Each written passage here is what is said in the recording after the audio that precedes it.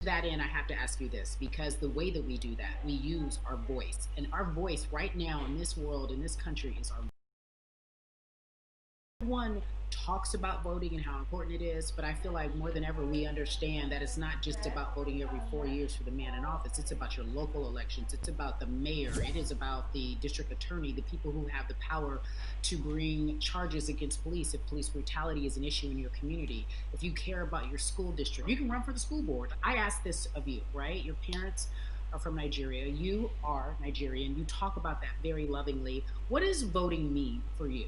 I think voting is power. I remember, I became a naturalized citizen back in the '90s when, because I was still a minor. My mom naturalized, and so we were able to do it under her. And just even that power of like we are American citizens and all the access that we have by being citizens. One of those accesses and those access to power being voting. It's a big deal. It's a big deal because not only are we do we have the opportunity to be in this country, but now we can be of the country. We can be of the systems. We can be of the rules. We can be of what it actually affords. But I think going back to your earlier comment about just the setup of systems, I think we are done a disservice either in schools or whatever it is. And I'm not putting teachers on blast. I think teachers do a phenomenal job, but for some reason, we do not, and give them all the raises. I know too many parents who are like, I might, this child of mine, I do love them, but hey, who, where can I drop them off? And I do think that there is a disservice done because, again, when we talk about voting, to your point, we talk about every 4 years. It's important to vote for the presidency. We don't realize, like, oh, snap, we actually can vote about, like, how much our libraries get. It's like small things like that, but they make a big difference. When you think of voter suppression in this country, what does it look like for you? It's the systems. When we talk about voter suppression, we also talk about systematic racism, right? It's all the systems that set up, and we've normalized. Okay, maybe your job will give you a half day, or maybe you'll be able to get this luxury. It shouldn't be a luxury. It should be built into the system. It should be built into the fabric of how we vote.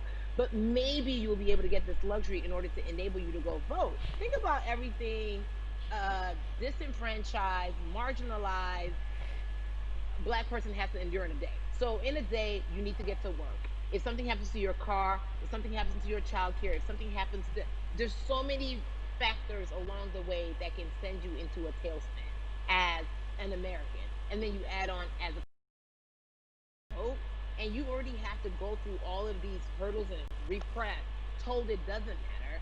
And then you're kind of like, what's the point? How do we keep hope though? If I'm watching this right now, I want to I how do we as a people stay hopeful? How do we believe in the promise that these quote unquote forefathers have given us? Because have you met Black people? By default, like hope is infused in our DNA. Like you're just like, like if we haven't been broken now through, be it through slavery, through Give capitalism, it to me. through Give it to me. colonization, through segregation, through I mean, listen, the history of Black people in this country is at one point we were 3/5 people. Mm-hmm. That's it. At one, That was a written law. And look at us now. We are whole. We are Black girl magic. We are Black boy joy. We are, you know what I'm saying? mm-hmm. What I think about in terms of giving us hope, right? We're making a lot of people nervous right now, Carrie. We're making a lot of people Ben. nervous right now because they're like, dang, we put all these obstacles in their way, and these jokers are resilient.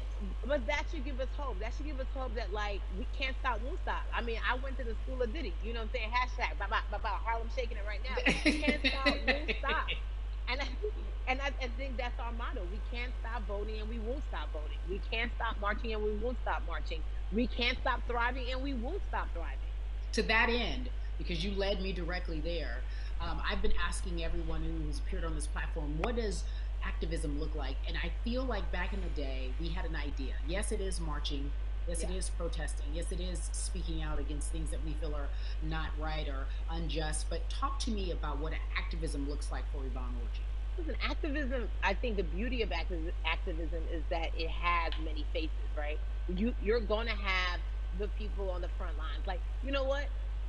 Martin Luther King marched, but there were a lot of women who were in the homes like, hey, BT Dubs, when they come back, this is how we support all the people who are marching on the front lines. And we're going to be here doing what we know to do best here. And you know what? Somebody needs to bail them out of jail so now we need to be in the community, getting money or whatever it is.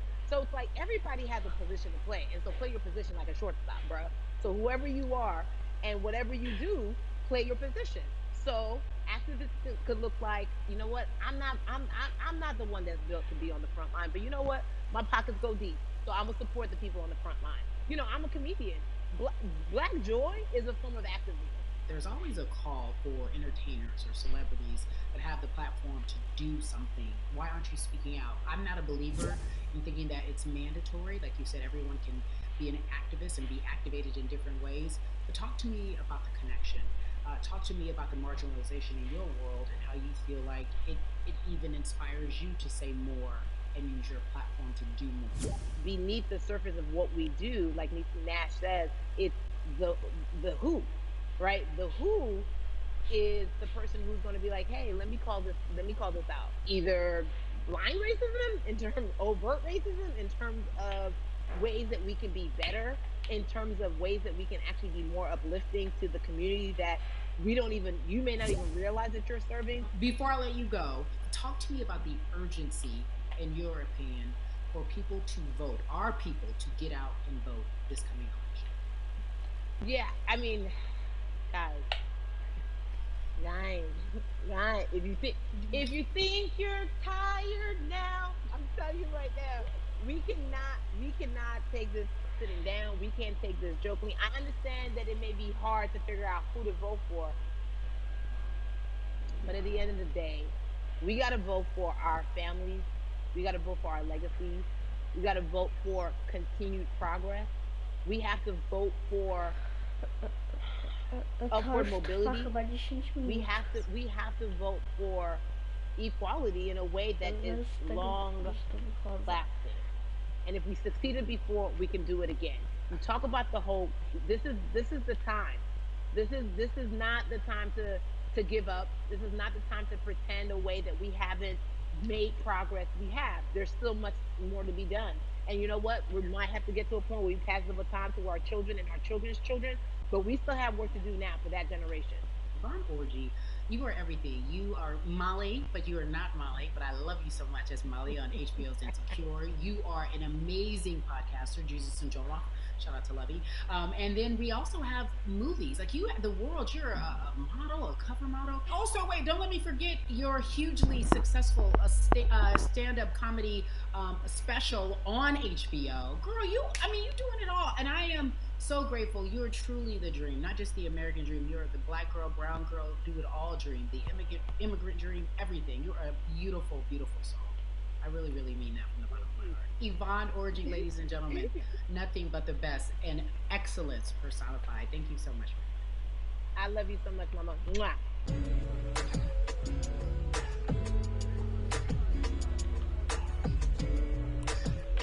Yeah, la.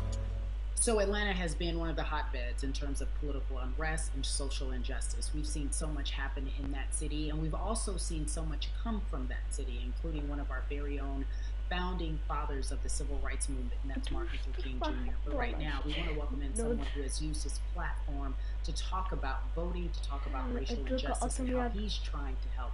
Atlanta's very own Russ joins us now.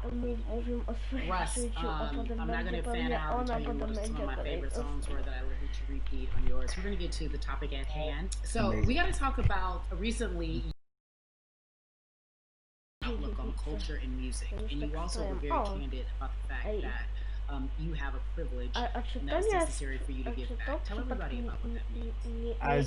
It's very obvious I'm white and I'm in black culture and I'm benefiting financially off of it. So I feel like if you're a white person financially benefiting off of black culture, you have to put finances back into black culture. Just that simple. The screenshots with your feelings, it just comes off like fake empathy, because it comes off very dismissive and very oh, that sucks for y'all, but anyway, back to what I was doing. Have you felt that way always, or is it now because of the time of where we are in this country? I've always had the feeling. I think now it's just obviously elevated. It's a new level, and there's new, it's to the point. Ale to na szybko trzeba.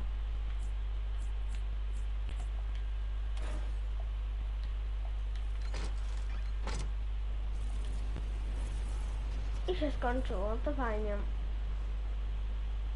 Put money back into a culture that you're financially benefiting from. Have the ability to, you should. It's interesting that you talk about it in that way, because some people do believe that silence is the best way to go, because it's hard to talk race, especially if you're white and you're in the black culture. People just feel as if they can't talk about it. They feel awkward. They feel as if they don't have the privilege or the voice or the words. How do you find yourself right now in terms of interacting with people when they want to talk to you about social injustice, police brutality? What's going on in this country right now? Well, first of all, picking and choosing whether you want to be silent or not.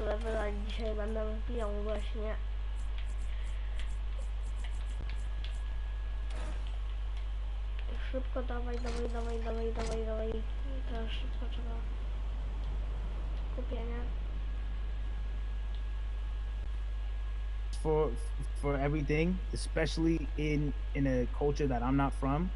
But that's why when we decided to raise the money for Black Lives Matter organizations, when we raised 500,000, we got on the phone with some of the women who started Black Lives Matter. I got on the phone with